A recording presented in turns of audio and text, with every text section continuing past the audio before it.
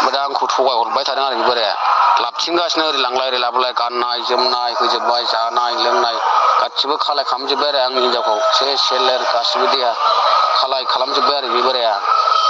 ओमफ्राय आं दा गोरा बाथ्राखौनो होनो हाया दा हिनजावखौ दा होनबा नोंखि जारला दं आरो आं दा ओंखायनो आं जेबो होननो हायाखै दा हिनजावखौ बे नांलायबाबो आं सिरि थानो गोनां जानानै दं दा।